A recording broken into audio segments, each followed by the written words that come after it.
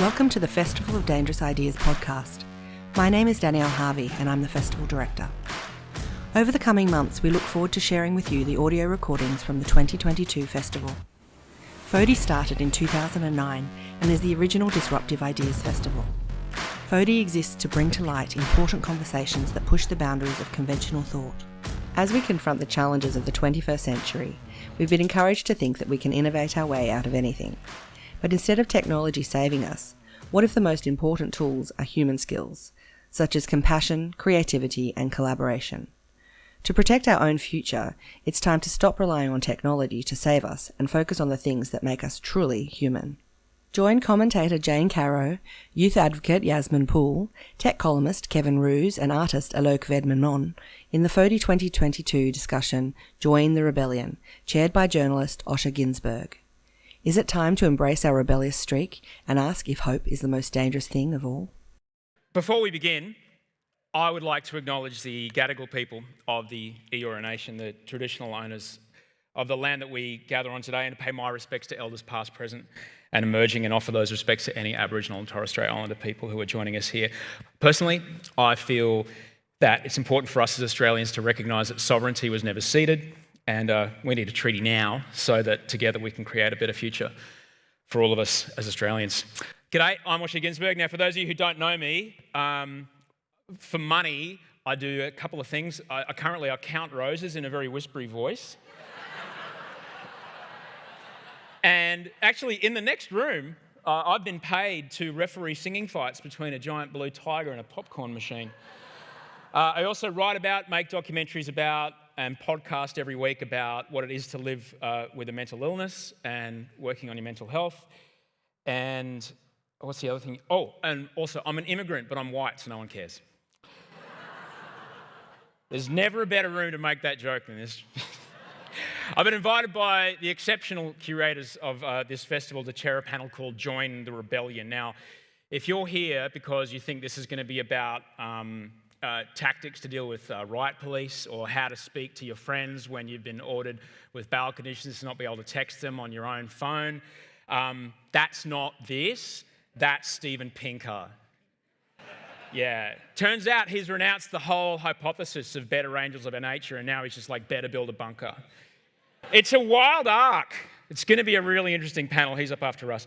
Our panel today, they're fired up. They're ready to get dangerous. That's what it says on the front. I'll kick off the discussion, which I'll cut ruthlessly short so we can get time for Q&A. And yes, it'll be brilliant. Where's my notes? Here we go. So we have four extraordinary human beings joining us today. We have a Walkley Award-winning Australian columnist who's an author, a novelist, a broadcaster, a documentary maker, feminist, social commentator, and recent candidate for federal parliament. We have a best-selling author, an award-winning technology columnist for the New York Times, whose work explores the intersection of tech, business, culture, and the combined effect that they have in our society, such as online radicalisation and workplace automation. We have an internationally acclaimed writer, comedian, poet, and public speaker whose work explores the themes of trauma, belonging, the human condition. They're the author of Beyond the Gender Binary, which has been described as a clarion call for a new approach to gender in the 21st century. And we're also joined by an award-winning speaker, writer, and youth advocate, the youngest person to attend the recent Jobs and Skills Summit. She has a vision for Australia to become a global leader in intersectional policymaking with a parliament that truly reflects the diversity of our communities. Please welcome, thunderously applauding as they come to the stage, Caro, Kevin Roose, Alok Vaid-Menon, and Yasmin Poole.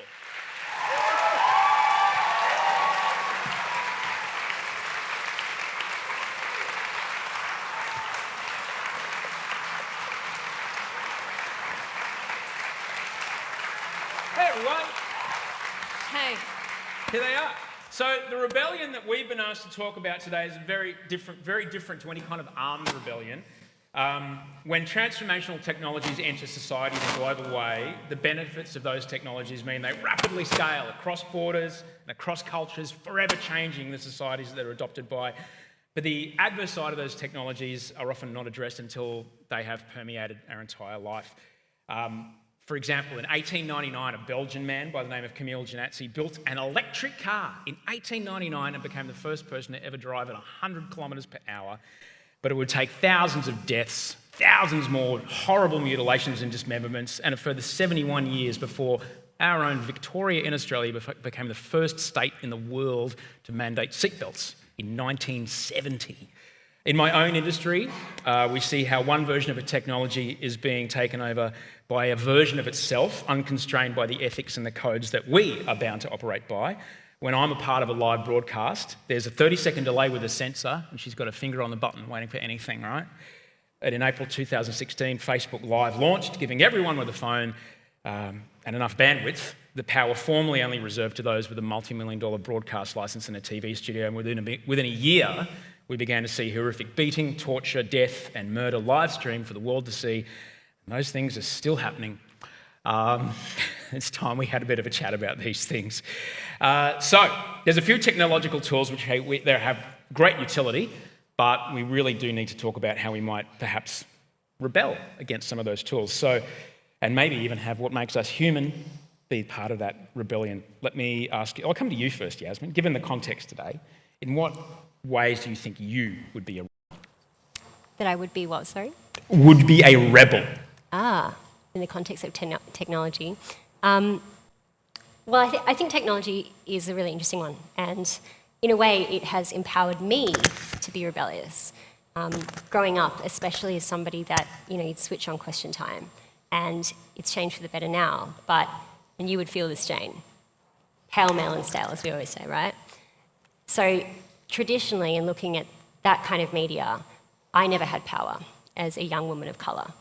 And having an online presence gave me the very rare space and platform to actually put my opinions out there, and not only that, to connect with other people and to find that common ground.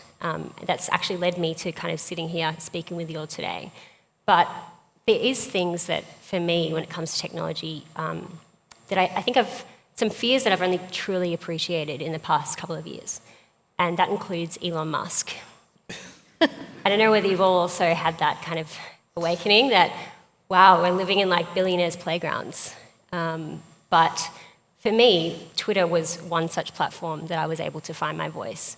And when I found that Elon Musk decided to use his capital, his enormous, ridiculous capital, to purchase Twitter, and to see that the decision was made not on the basis of ethics or morals or justice, but because his offer of matching the share price was something that Twitter couldn't do, so it was their fiduciary duty to accept that offer. If you actually read it, it is really shocking. And I thought, wow, I guess the way that we're operating in social media, it's so difficult to see the wider context of corporations and billionaires in power have just not only, they've caught on to the fact that technology is another vehicle for power, and we see the same inequalities in power structures now definitely not only entering but commanding the space. So we see, Facebook as a massive conglomeration. We see TikTok and surveillance. We see the Elon Musks of the world into a very unregulated, uncharted territory, and that gives me a lot of cause for concern. So as much as I think, and I'm excited to talk about how it can be a space to be rebellious, what does it mean that the mode of communication that's shaping our thoughts, beliefs, ideologies is shaped by corporate interest, where emotions drive profit? What does that mean for how we think and see the world and how we come together? It is a terrifying question, one that I'm completely unqualified to answer. However, Kevin Roose is here, who's written a whole book about it. Yasmin's not pulling stuff out of thin air here. The idea of that, our fear, our emotion, is absolutely, it's essentially, it's like the new oil to be mined, our reactions. Should we just throw our phones in the sea, Kevin? Everyone is free to throw their phones in the sea if they wish, but might pollute the sea. Could you throw them somewhere else? I will not be throwing my phone in the sea, in part because it's a professional obligation, but I also think that we've learned from looking at centuries of history that the people who are involved in the early days of technology get to shape that technology. One of the most interesting things that I came across in researching my book was I looked at past technological shifts and revolutions, from the Industrial Revolution through the Second Industrial Revolution, through the computer, the PC revolution. And every time society changes, there are people who rebel. There was a woman that I wrote about named Sarah Bagley, who was a labor organizer in Lowell, Massachusetts, who was deeply involved in rights for workers in the textile mills during the Industrial Revolution. And she is an amazing character that's been mostly lost to history. There's very little written about her, but she was a contemporary of Thoreau. And when he was going off to Walden Pond to think and meditate and write about how bad all this technology was, she was actually in the trenches trying to organize the workers in the textile factories.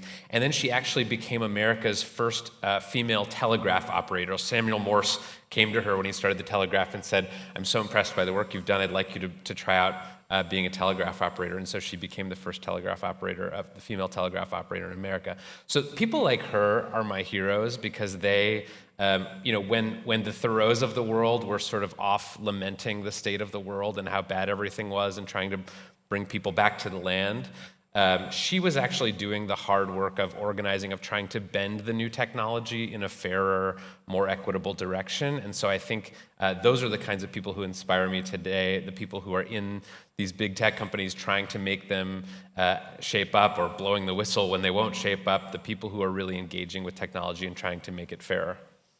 Alok, when Yasmin was talking about Elon Musk and Twitter before, I remember that day I was like, and I'll use it to live tweet and then I'm done. Because plus I just found myself getting quite cranky all the time using Twitter, and I needed to stop it. It was awful. I still use it. When you're listening to what Yasmin's talking about, but also that the users of the technology get a chance to shape it, we wouldn't have the conversations that we have around gender diversity in our country or the world were it not for these companies. Yet we wouldn't have a lot of the hate were it not for these companies. For you, where does a rebellion need to happen around that conversation using those platforms? Yeah, to your point, there's this double-edged sword right now where so much of visibility of people like me is only facilitated through social media technologies, but at the same time, so much of the misinformation that fuels the violence against people like me is facilitated by those same technologies. So in the United States, which is the context I know best, 80% of content shared on social media about trans people is right-wing, biased, and factually incorrect, which we have the data now contributes to the rise of over 330 pieces of anti-LGBTQ legislation in 2020, which is causing the most ever murders of trans people ever before recorded in US history. So there's this perverse way in which many of these social media conglomerates will put rainbow flags on in June and then not remain accountable when we say you're platforming and incentivizing anti-LGBTQ disinformation. But I think the way that we rebel from it is we recognize that actually the instruments that were enacted to orchestrate oppression can be redeployed to actually further revolution. I've never been a person that believes in a kind of purity of remaining outside the system. I think that's often a romance, a story that we tell. I'm more interested in the subversive work of redeployment. So how do we then use technology with an abolitionist imagination? How do we practice reform with an abolitionist imagination?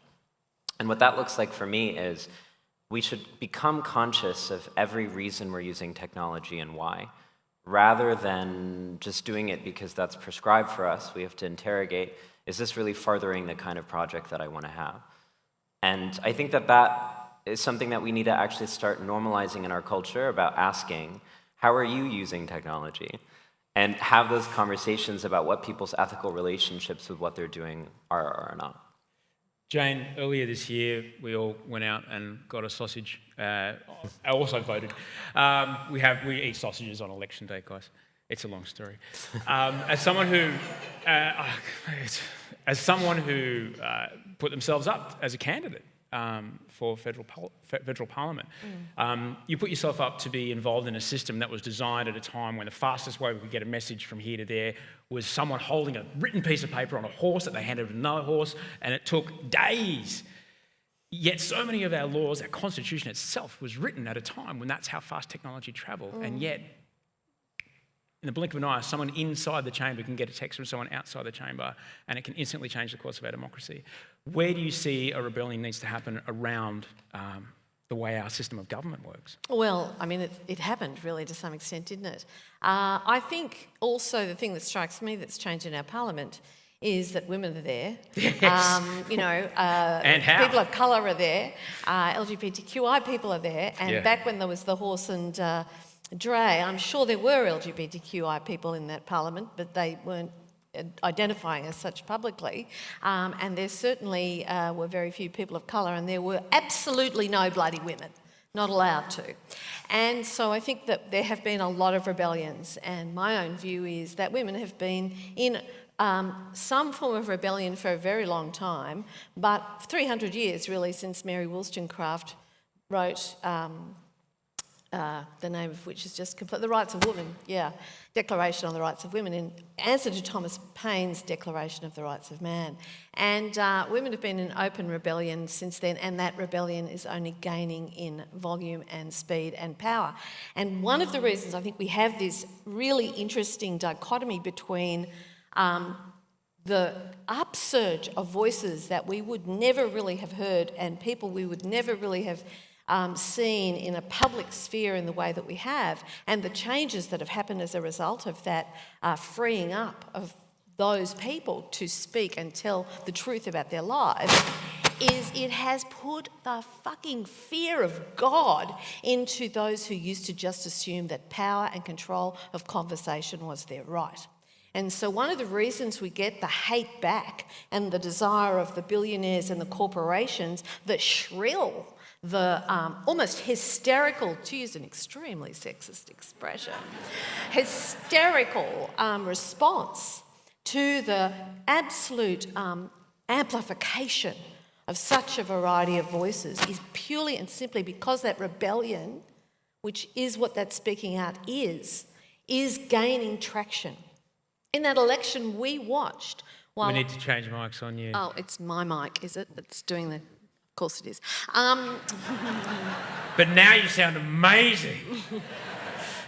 All I was going to say that we watched a whole bunch of pretty ordinary women stand up in what have been blue ribbon safe conservative seats, and we expected maybe 2, maybe 3 would actually win.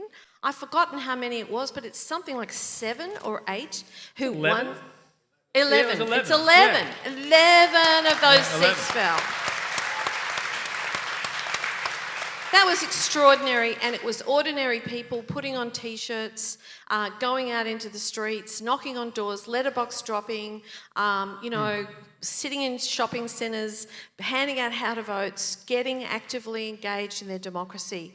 I was so privileged to be a part of it, so privileged, and I did it out of fury. I had to see the back of that bastard. I mean, I just...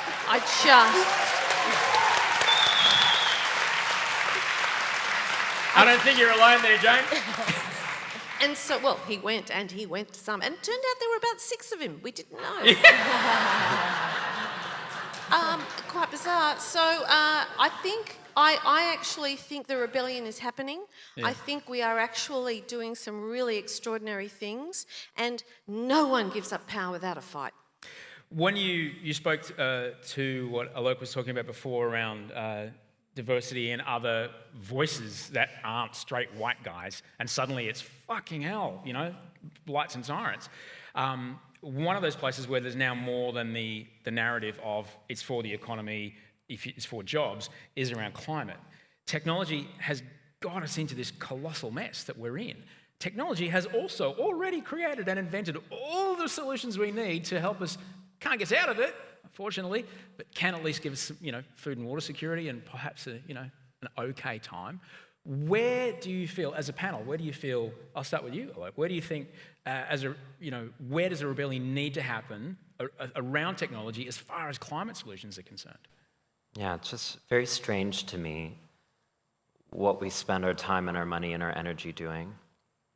Like, what I try to get people to understand is that at the peak of the pandemic, states in the United States were trying to ban 5 trans athletes from participating in intramural sports.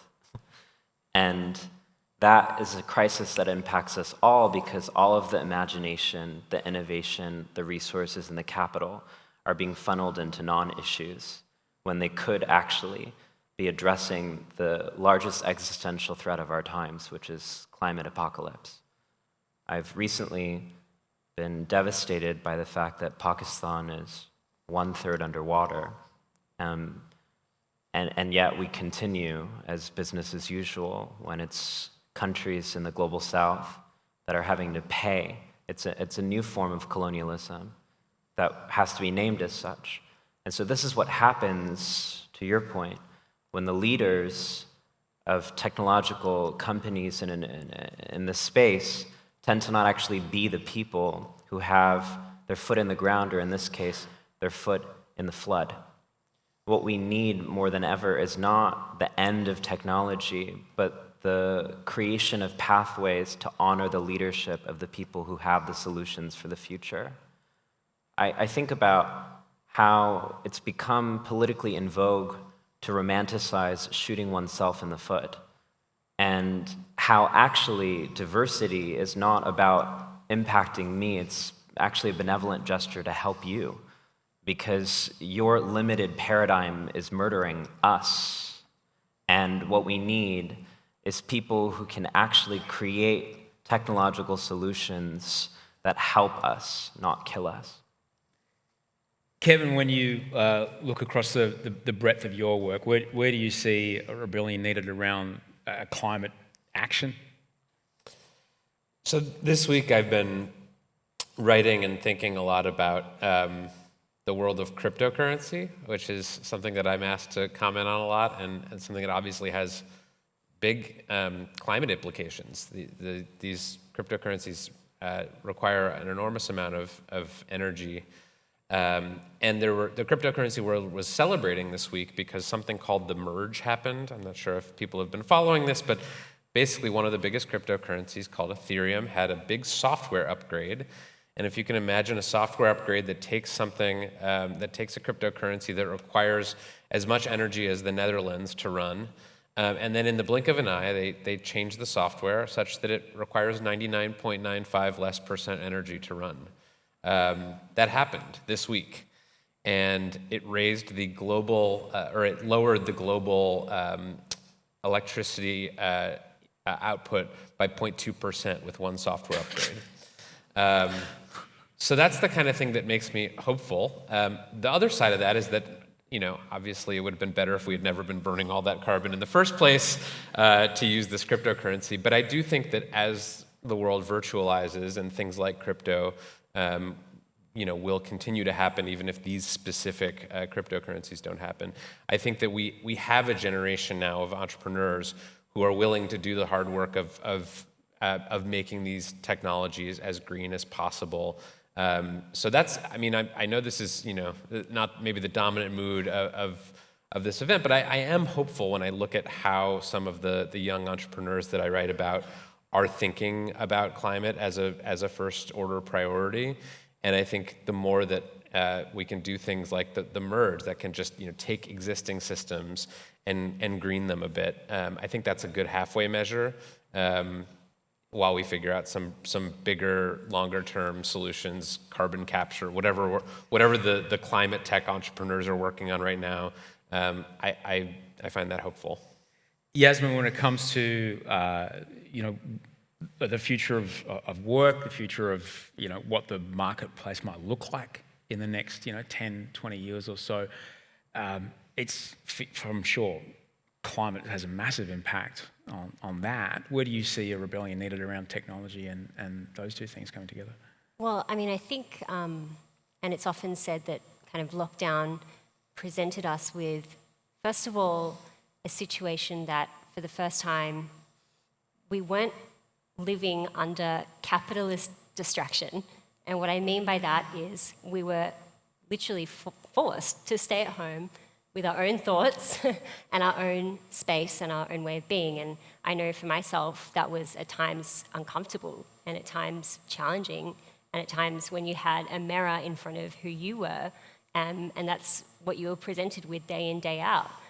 But I do think, what especially the pandemic and all of that has led us is a reevaluation of our priorities and what we want in this life.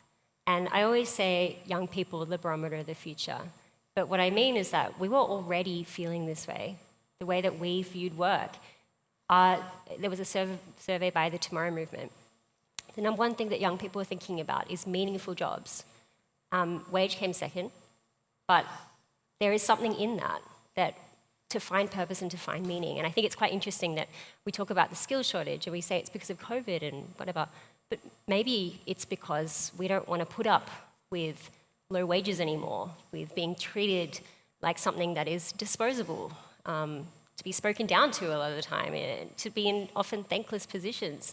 We want more. And in the life that we have, we are entitled to have more. So I certainly think it's a recalibration of how we see life, how we see the milestones that we're meant to reach, I think has changed. I think for me anyway, it matters a little less. And that ladder that used to be so rigid and so this is how you go through life, I think the way that COVID spun us all in a loop makes it all seem a little bit more like a game. Yeah.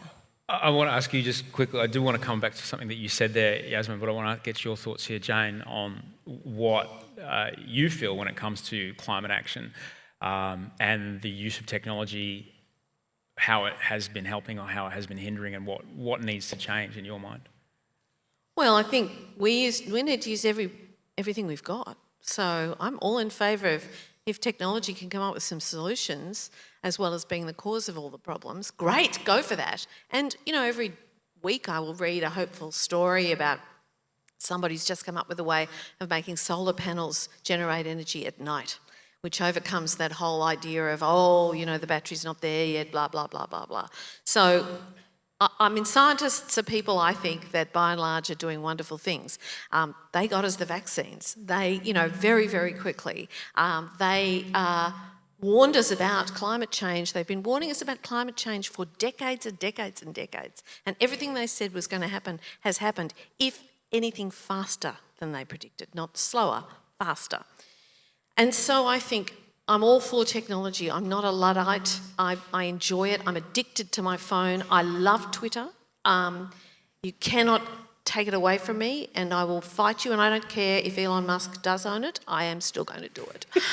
That's how much of an addict I am. And so I am hopeful. I do actually think we can adapt. And I agree with Yasmin that plagues have always changed the world, and they have changed them for the better. The plague that happened back in the 1390s in Europe ended serfdom, and it was the beginning of guilds. It's when pay went up for ordinary people because, tragically, so many people had died that those that were left and were able to do the work could demand higher wages. Well, what are we seeing right now? We're watching almost full employment in Australia for the first time in a long time, and we are watching wonderful things like teachers, nurses and midwives, early childhood educators, train drivers, marching in the streets demanding better wages and conditions, not just for themselves, but particularly in the case of teachers and early childhood educators and nurses and midwives, for the people they serve. But one of the ways that those in power try to maintain or limit our capacity to rebel is that word we never like to talk about in Australia, which is class. Because to want meaningful work is a bit of a privilege. For a great many people, all they must have is a wage so that they can keep a roof over their head and get enough food to eat. We already know that women over 55 in this country are the fastest growing group amongst the homeless, and despite the fact that we have growing, record employment levels, most of those women still aren't getting work. And so they're not after meaningful work. They just want enough money so that they can have an actual roof rather than live out of their car. And so I think we also need to look at class, particularly in this country. We pretend we're egalitarian. We are not. We hobble the poorest children in our community with the way we fund our education system, which is outrageous and biased towards the children of the wealthy.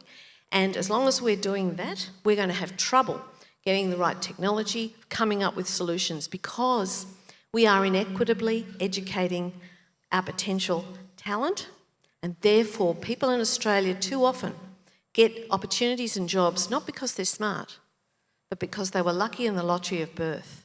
And we avoid thinking about that in this country as hard as we can. Without a shadow of doubt.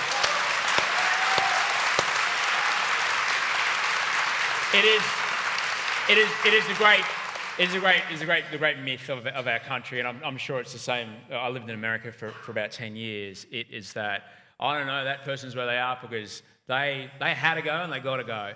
And that's, it's a fair go in our country. We have a fair go, but to be honest, it's a fair go only for some people, and let's be honest, it's fair go if you're white and if you're a bloke. And you went to a private school? Exactly, Sydney Boys High.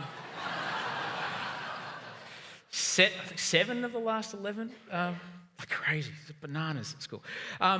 Okay, easy question. How do we destroy class?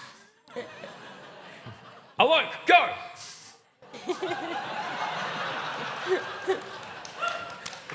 Okay, let's go. Yeah, I think that a class society is one in which we feel the need to create hierarchy and distinction between people. And for me, that's a spiritual crisis. I mean, all of the things that we've been talking about is a spiritual crisis because it relies on external markers being an indication of someone's worth and not something internal. If we operate from the premise that we are all souls first, and that everything else is a suggestion or a decoration, then the way that we navigate the world is very differently. So I think what we need is a spiritual revolution that acknowledges the dignity of every soul. It's not just about what we're fighting against, it's about what we're fighting for. We have to affirm the value of people for being, not doing. We have to recognize that people have a fundamental and intrinsic worth simply for being. And I think that goes contrary to so much of the ways that colonialism, in particular, has made us evaluate the body as just machinery.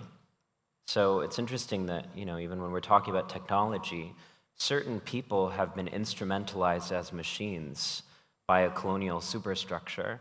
And now what's happening is that those technologies of colonialism are being abstracted to everyone, and now it becomes a crisis, right?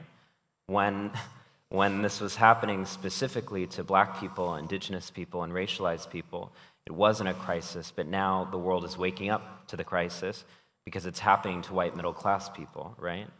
So I think similar to what I'm saying before, any insurrection against class has to be from working, racialized people who already have the tools to dismantle these systems, but are not regarded as leaders, just as workers.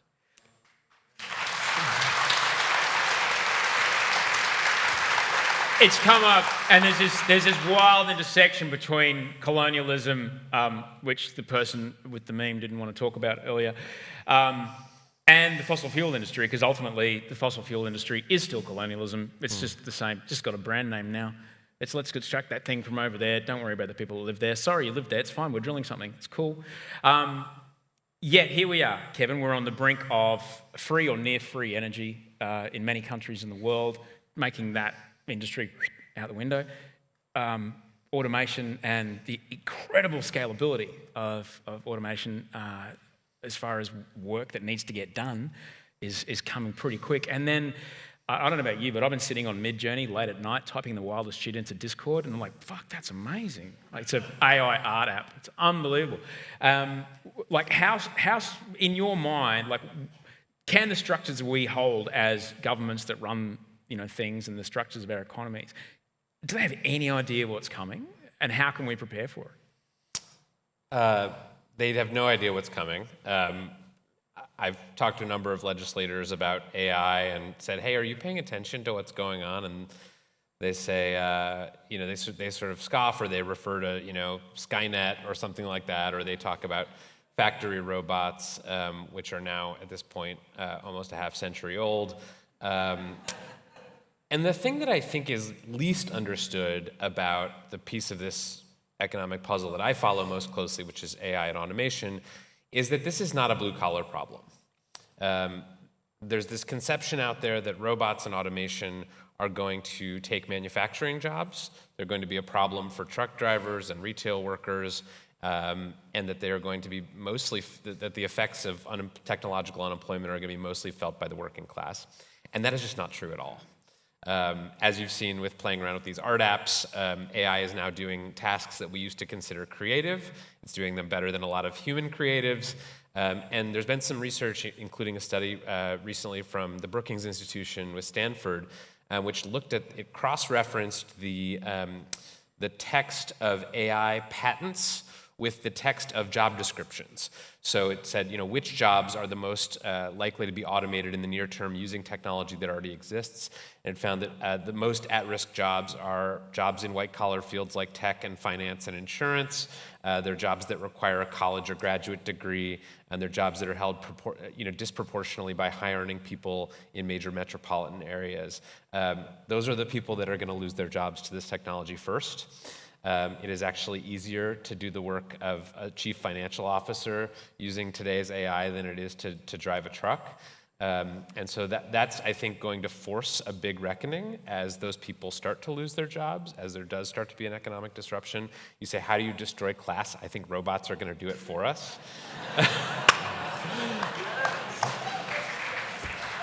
I say that with no glee, by the way. This is going to be an incredibly painful period of adjustment. It always is.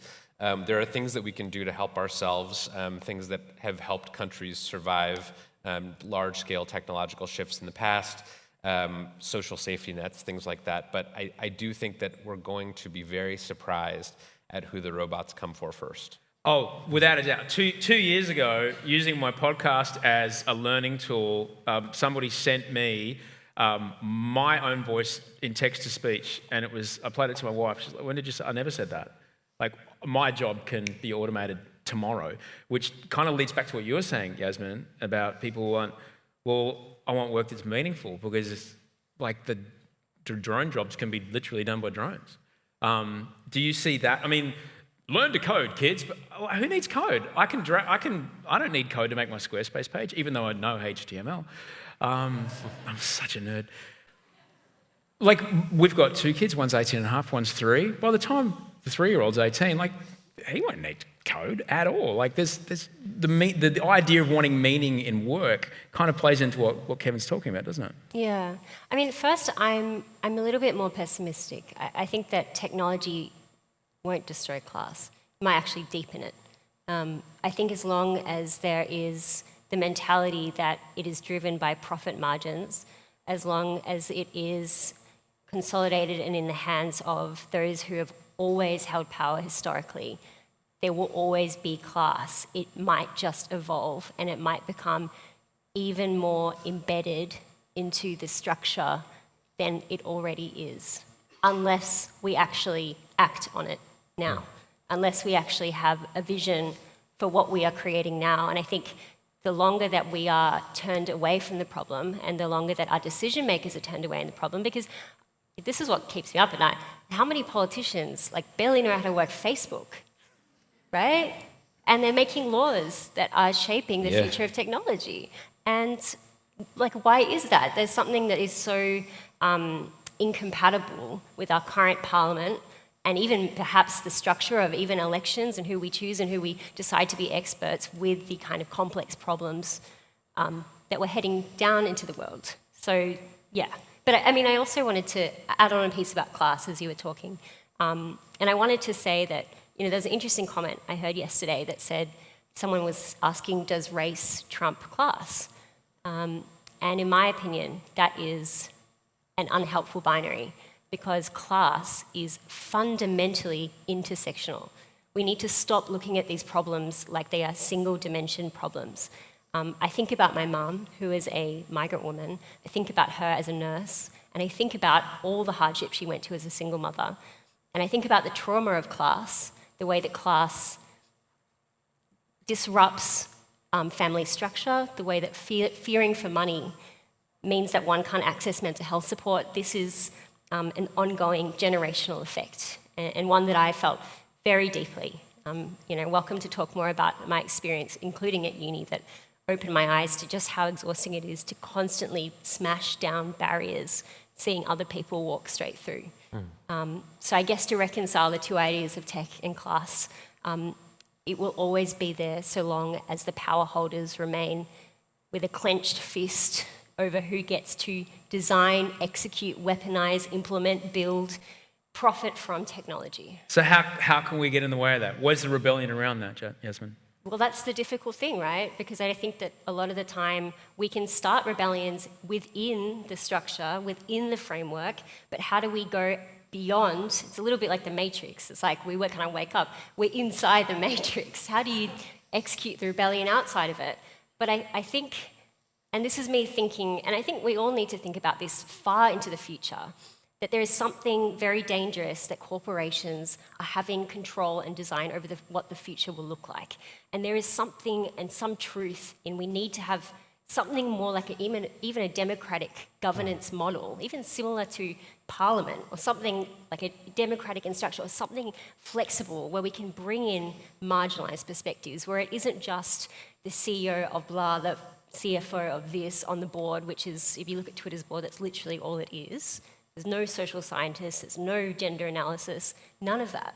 So if we need to think to the future, we need to start thinking about how this structure might operate. And I'm not going to say it's an easy answer, but we at least need to go there. And I certainly don't think our politicians are even remotely close to getting to at least thinking about that kind of problem. When we're talking about the scale of how quickly and how fast these things are moving and how amazingly fast and powerful these technologies are, Jane, what do you think it is about who we are as humans and how we can be as humans, that we can be publicly to each other as an act of rebellion in the face of such power structures? Tune your bullshit meter. I mean, I have watched while so many organisations, industries, sectors, particularly those who are in the caring industries, have become absolutely captive to data. And so everything has to be proved. Everything has to have a number to quantify it. Otherwise, it seems it no longer exists. I mean, once upon a time, we trusted our instincts. We trusted our judgment. We trusted when our bullshit meters started ringing loudly. Now we have to go out and do a research study on it and get the data before we're allowed to follow our instincts. I'm waiting soon. I think there'll be a My Mother website, and people will rank their mother on how much she loves them and how often, what sort of meals she serves to them, and she'll have red or green markers, alongside her as to what kind of a mother she is. Fathers will get away with it for a bit longer, but we'll get them eventually. So I think one of the things we have to do is resist useless bullshit data. And I'm 65, so the first 30-odd years of my life, this just wasn't an issue. And we made decisions and we judged things and we went, you know what, I really like the cut of that applicant's jib. I'm going to hire them. 8 times out of 10 it worked out quite well. Now you give them tests and, do all sorts of things, and 5 times out of 10 it works out quite well. So I think we need to get back in touch with the fact that we're hardwired by evolution to be able to make pretty good instinctive judgments. Not all of us, not all of the time, but we're pretty good at it.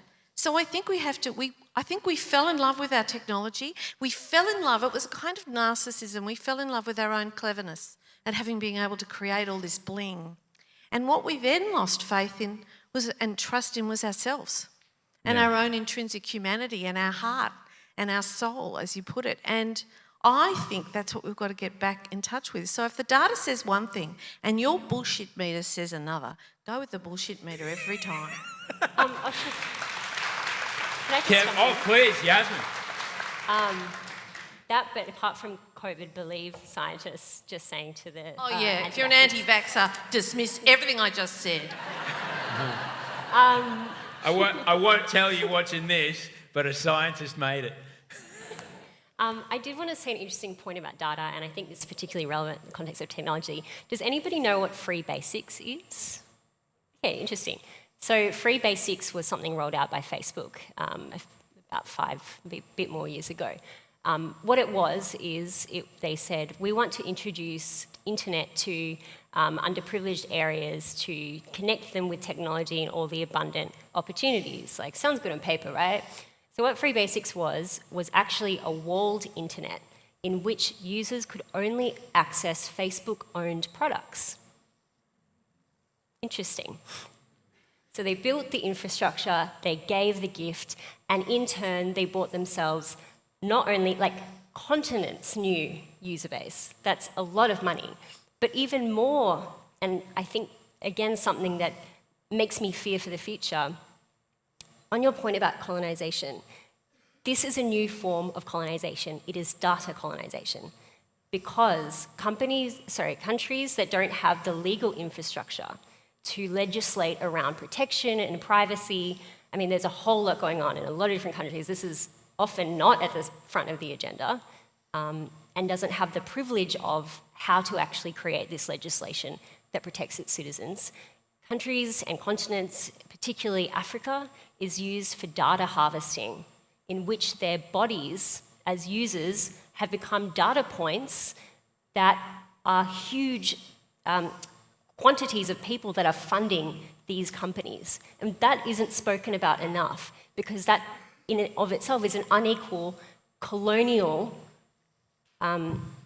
way that data is now being shaped. And not just one data point in one country is the same as another data point. Like, this is data extraction. This is a new form of extraction that we're walking into. Kevin, what can we do about that? How can we get in the way of that?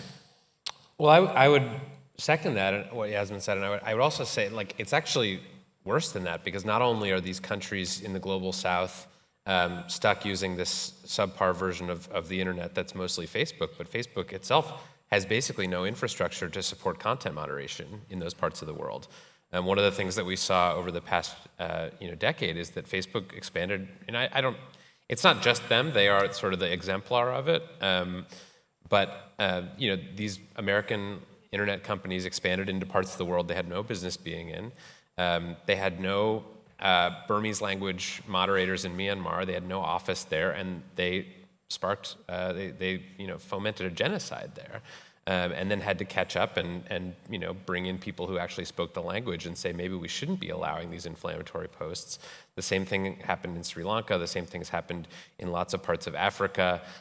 They just do not have the infrastructure to support the important role that they play in society in those places. So I think there is a gaping need there. I will disagree with one thing. I want to stick up for data a little bit here, because I get it. I think that our bullshit meters, as you put it, are part of this incredibly flawed, actually, brain that we have. We have all these cognitive biases, and when you're talking about using our intuition for hiring, I mean, that's how we got offices full of white guys named John for hundreds of years. So if data can help us neutralize some of their bias, for some reason I'm thinking of this study that I love, where they looked at the decisions that judges in courts in America made before lunch and after lunch, and they found that they handed down much more lenient sentences after lunch. So if data can help us neutralize some of our cognitive bias, I mean, I think all of your brains are perfect, but mine certainly is not. I would love some help in that regard. I'm going to ask Alok one question, and then we'll get to Q&A. Alok, talking about how we can use our humanness, our humanity, to get in the way of the kind of stuff that's making Yasmin fear for the future. Part of the, for me, massive problem with, say, a Twitter or a Facebook comment is that if I say something terrible to someone to their face, part of my body recognises the small parts around their eyes, sees their body language change, hears their voice change. I have an empathic reaction in my own body and I figure out, oh shit, I've just hurt them. And I figure out, I watch it with my little one, he figures out, oh, I've just hurt somebody, and he starts being upset. I remember as a kid saying something mean to somebody else and I cried. That doesn't happen online. That we're taking that humanness out of the interaction. So Alok, what can we do? How can we use our humanity when it comes to connecting with each other and trying to bring that experience to the thing that does support communities, minority communities around the world? Right, and I think it's important to acknowledge that technology doesn't have to dehumanize, it could humanize. Technology doesn't have to desensitize, it could sensitize. It's just that the profit motive isn't there because the people who are in control in technology, they don't care. But actually, so many marginalized people are redeploying technology as a way to build empathy, to build connection, and to build vulnerability. I just think that it's easy to say that technology is inherently abhorrent, but it's actually a byproduct of who's innovating in the space and who's allowed to lead. But to the point about humanness, I mean, I'll meet you there. I feel like there's this idea that humans can be turned into content or to data, and as a poet, I dissent. And I will beat an AI in writing a damn good poem, trust. Because there's this way in which the algorithm makes us think that people can be transcribed into categories, but my working definition for humanity is that it's feral and rambunctious, and it protests any attempt to be categorized. It's contradictory, it's self-sabotaging, it's foolish, it's naive, and that's precisely what makes it wonderful. And what feels necessary, especially in a moment where the arts are being chronically underfunded and organized out of existence with the narrative of technological innovation, where people ask, what is the purpose of literature and poetry and music? How is that producing capital? I want to return to the fact that the ultimate form of capital is spiritual, not financial. That the ultimate purpose of life, the way that we accrue value, is not through commodity, or not even through comprehension, it's through being. And as an ambassador to being, which is what it means to be an artist, I want to say that actually what's needed is not just AIs that can make concertos, but for us to also fund concerts where concertos can be seen. Because there's something visceral, to your point, about having to encounter another human being and feel that sense of liveness. And I worry sometimes, am I fetishizing something?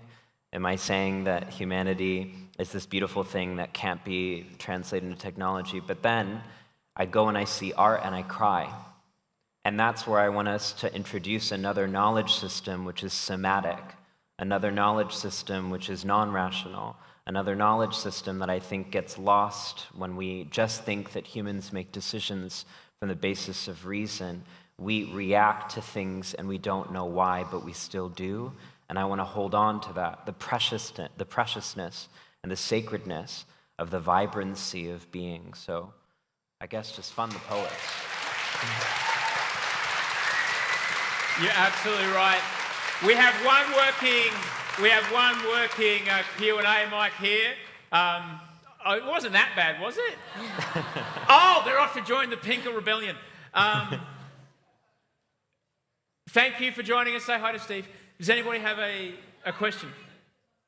The microphone's over here. Come on up. Go. Tell us who you are. Go for it. Hi, my name is Vaid-Menon. I was just wondering, what changes do you think need to be made to our, compassionate industries like childcare or elderly care, public education? What changes do you think could be made within those industries that might highlight the importance of them and the importance of care and rest and recovery to the rest of society. Jane, go. Yeah, I think it's not very much what Alok was just saying. It's about stopping trying to make our children, in particular, units of production. How do you, in a neoliberal world, how do you make children productive? It's a problem, isn't it? Because they're not very. I know, you test them and then you rank them. And that's what we've been doing with our children right across the Western world, basically, apart from Scandinavia, particularly Finland. What we need is less face-to-face time in the classroom, particularly in schools, and more time for play and creativity and just lollygagging and having fun. Get rid of standardised testing, please. Standardised testing creates standardised people. In early childhood education, I actually think that what goes on in those places is fantastic most of the time. Those people who work there are brilliant. They're horribly paid, horribly undervalued. Anything that's done by women, which is caring, is undervalued because it's seen as our duty. It's our duty. We should do that. That's our. We're hardwired to do that caring. We resent paying women for doing it, I think. And that's why it stays so low paid and such low status. But it's so important. In aged care, we need, and in all of these, we need very high staff to client, child, whatever ratios, so that people have time to talk, to get to know who they're working with and who their patient is, who the child is, what their family's about. Time. And we have become so incredibly time poor, and we have to constantly prove the outcome of everything that we are doing. And this is crazy because you can't control outcomes. You can only control inputs. And it's like the whole world is forgotten. You can only control inputs. Outcomes are beyond your control. Don't worry about them. Do the best with the inputs and let the outcomes take care of themselves. They will anyway. So time, and pay them better. I hope that answered your question. We have a few minutes left, so I'm just going to keep cracking on. Hello, mate. What's your name? I'm Harry. Thank you all for yourselves and your time. I'm really nervous, so I'm going to read this. States, companies, colonisers and men weaponise violence or the threat of violence to maintain superiority in the status quo. This happens both overtly and covertly. Given this, how can we effectively rebel, elicit change, or what can we deploy in the face of violence? Good one. I just saw a thing on Twitter before I came of a whole bunch of women at a funeral in Iran for a 22-year-old girl who was beaten to death by the morality police because she wasn't wearing her hijab properly. And all those women were taking their hijabs off and throwing them in the air and chanting, "Death to the dictators." Now, the death of the dictators thing is also violent, but that is in the face of horrendous violence. The courage of human beings in the face of oppression is something I don't think we take enough account of. Yasmin? I think the first thing when you said that is that I thought of George Floyd. And I think, and I wonder if you can all cast your minds back to when you first saw the video, where you were and how you felt. And the reality is there is state violence every day. Much of it is unseen, but this is where technology comes in, is that it provides a vehicle to make it seen. And we have a choice. We have a choice, and what the status quo is asking us to be is to desensitize and to shut off our intuition and the way that it feels in our gut and to look away. And what we can do is sensitize, to feel it. And I know there's so much pain, but to see it and to not look away, to listen and to stand even when it feels uncomfortable. And we can all use a platform, and here we have a platform to say and to speak in a way that has been so hidden. That's opportunity, but it's to sensitize. That's what we can do. Alok, your mere presence here in Australia is for you. You spoke about this publicly. I hope you don't mind bringing it up. Your decision to come back to this country is a part of you processing being a victim of violence here, isn't it? Yeah, physical violence is something that I have to anticipate every single moment of my life. Last night, I was dancing, why not? And it was 2 a.m., and I said, I'm gonna walk home. And then a stranger who became a potential friend said, no, you're not. And they got me a car, and they sat with me, and they made sure that I got to my hotel okay. And it's really difficult for me to ask for help because I've become so used and accustomed to having a safety plan for myself, but it started to make me think, anytime I'm navigating the public with a cis person, people leave me alone. And that's the physical, visceral reality. My mom joked with me once, she's like, it's like the 1940s for women for you. When you have a male escort, people leave you alone. I was like, yikes. But point taken. So to your question, I think it's about an embodied practice of solidarity. One of the things that's missing to me is that a lot of the digital support has not yet translated into physical support. There's a group in the United States called the Raging Grannies, which are predominantly old white women who will go to protests and link arms and the police won't touch them, and they know that. And what we need are for people to be honest, I am safe from violence, so I will be a buffer for you. When we plan protests in New York, we think about a theory of concentric circles. The people who are directly impacted are at the core of our advocacy and of our shape and our formation. What the role of being a privileged person in this world right now is not guilt, that's so boring.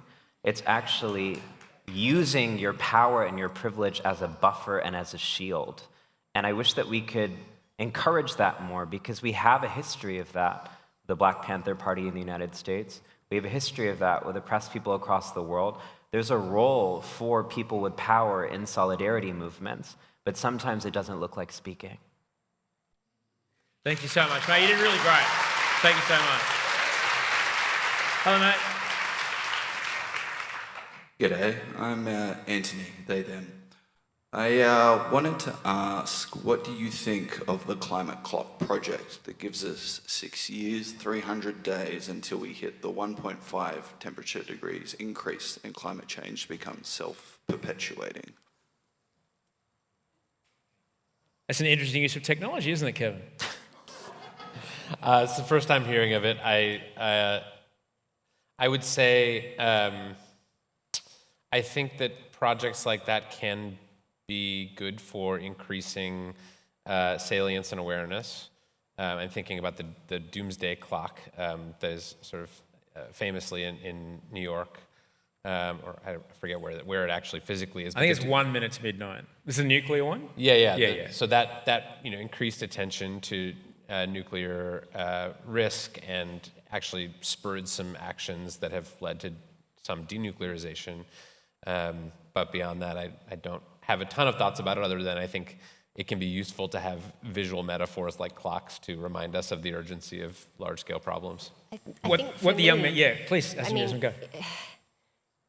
I'm so disturbed by the paralysis, and what I have been thinking about is how systems are primed to spring into action for certain problems that they already know, like war. So what happened with Ukraine, it was quite interesting. It was almost like a coordinated dance where when it happened, and all the governments, yes, they don't know all the answers, but they came together and they knew what to say and they released their plans and so on and so forth. I even think about the Queen and the way that the system immediately knew what to do and responded to that. We had all our royal protocols and our public holiday to mourn her passing. There are systems that were set up to support what we have traditionally thought as power, which is war and monarchy. But it's completely incapable of responding to something like the climate crisis. Why? Because climate crisis requires us to drop our weapons, to come together, to support one another, and to let go of the desire to hold all the power. And our systems are fundamentally incapable of doing that. And that's where we have to think about who created them and why. And a great opportunity to redesign them. Thank you so much. That was really excellent. I'm just letting you know, beautiful people in the line. I have a clock here that says I've got 30 seconds left. So I'm going to be rude, and we'll have one more question, we'll have one more chat, but then I'm going to have to say goodnight. All right, sounds good. It's you, mate. Thank you. My question is specifically to Alok, but also opens up to the whole panel. For a little bit of context, I'm on the Australian national team for gymnastics, and I'm like maybe one of 5 openly gay gymnasts worldwide. And obviously in sport, it reinforces a lot of gender norms and stereotypes amongst masculinity and sexism. so on. You mentioned that 80% of misinformation and right-wing propaganda are essentially arguing against trans people in sport, and part of my work outside of the gym is advocating for queer inclusion. People are okay with that until it gets to the conversation of trans people. And the issue I find I have is there's a lot of grassroots movements that are wonderful, but they're underfunded, undervalued, and under-resourced. And then there's a resistance and a negligence from the top federations and so on. So I guess my question is, I'm always stuck in who I ask and what I call to. There's always people that want to help, but it's just so underrepresented in sport. And it's becoming such a dangerous thing that's just continuing and becoming a battle that feels like it's not going to be won. So I guess my question is, where do I find the inspiration, or who do I call to? If possible. Well, thank you, and I'm proud of you. Wow, I just do mental gymnastics. That's iconic. You know, it's a hard time to be a mediocre transgender athlete because the people who went from bullying me my entire life for being shit at sports now are presuming that I'm good at it, and that's like a lot of pressure. Like, news to me, all right. Yeah, you know, I think a lot of times the responses around the sports dialogue don't dig deep enough for me, because actually sports as a project is an inherently unfair enterprise, by the way. Like, when Michael Phelps is tall, we don't see that as a biological advantage, we see that as an asset, right? So certain people are allowed to have physical attributes and just be seen as good athletes, but when you're trans, you're disqualified. But I think it raises a larger question, actually, about the sex binary. The reason that sports have become the focus is because we don't have comprehensive education in our schools about the fact that sex is a spectrum, not a binary, and that actually we have all these mythologies we tell about testosterone being masculine, but testosterone is involved in ovulation, that actually all of us have both, and that there's overwhelming acknowledgement in endocrinology and in the sciences that sex is actually a messily distributed category that doesn't align with the binary. But the reason that we can't challenge the binary is because patriarchy requires a binary to oppress women. That actually the sex binary emerges in the 19th century specifically to confine women to the domestic sphere, so that women began to advocate for the right to vote or for political representation, they'd be told, no, biologically, your only function is reproduction. In fact, after the French Revolution, women would say, okay, equal rights, that sounds like a great plan. And the men, the male scientists, would literally make the argument, the word fetus is like the word femme, which is woman in French. So actually, you can't. You just are here to be a mother. Like, that was the level of pseudoscience that they were using. So I want the sports conversation to actually not be one that we flinch from, but one that we reach toward, to actually say that the biological sex binary is a farce. And that actually, if we want to be talking about bodies, if we want to be talking about hormones, if we want to be talking about chromosomes, let's talk about those. Those can't be held in the category of male or female, because there's a lot of weak guys in this crowd tonight. And I just want to say a shout out to you. There's a lot of hairy women in this crowd, and I just want to say double shout out to you, because actually these mythologies are false.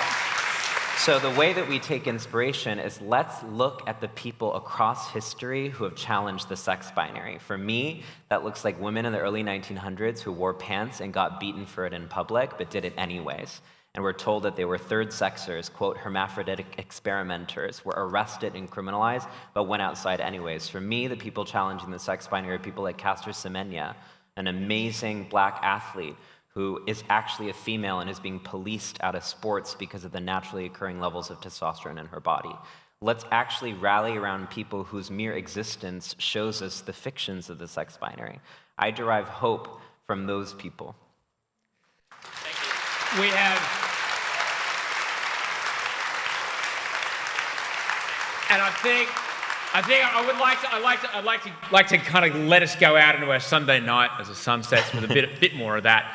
I'll start with you, Yasmin. You've said twice now, this is what makes me fear for the future. What makes you not fear the future, Yasmin? What makes you go, fuck yeah, I can't wait?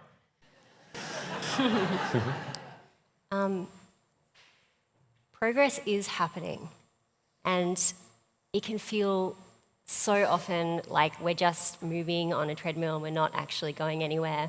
But, you know, we just talked about the job summit, right? I was actually sitting there, and one of the first sentences were that they were going to use a gender lens on this summit. And, I was thinking, 1 year ago, I was outside of Parliament, standing with survivors at March for Justice, and I was listening to Brittany Higgins speak. And we were talking about the violence and very gendered violence as the Prime Minister sat inside in his office. And I thought, there's something in that. That 1 year later, this is what can happen. And yes, it's imperfect. But I think here in Australia, there really is capacity to start movements and for people to listen. And I won't give up faith in democracy because it is us. It is us. And that's why I'm still here. Amazing.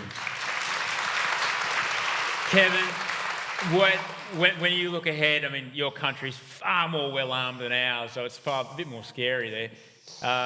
What gives you hope looking forward?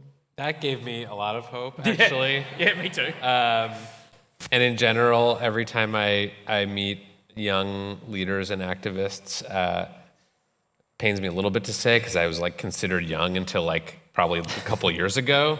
It gets better, not worse. I've got gray hair and my beard now, so I guess I can't claim that anymore. But I am very hopeful when I meet young technologists in the course of doing my job.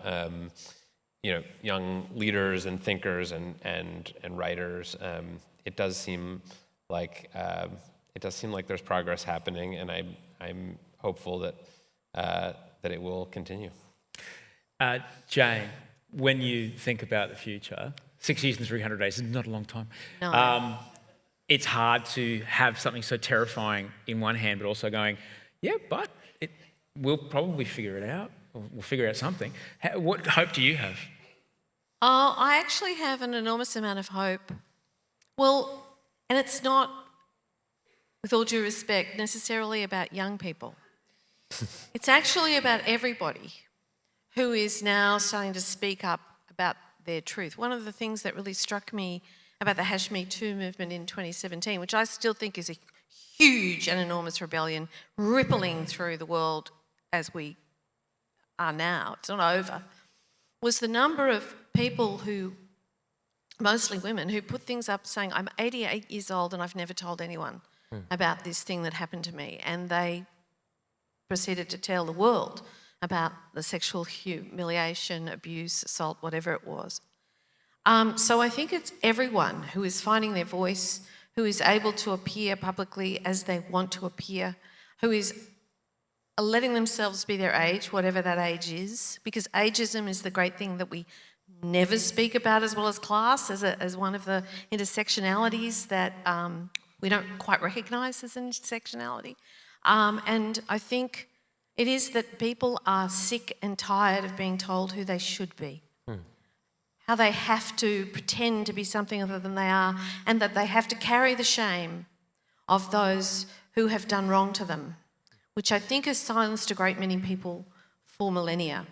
And finally, I'm seeing some of those people take the shame from their own shoulders, turn it around and say, actually, this shame does not belong to me, it belongs to you. And I think that gives me an enormous amount of hope. Amazing. One last thing. So this is a copy of everybody's book. So Jane's going to sign her books out the back.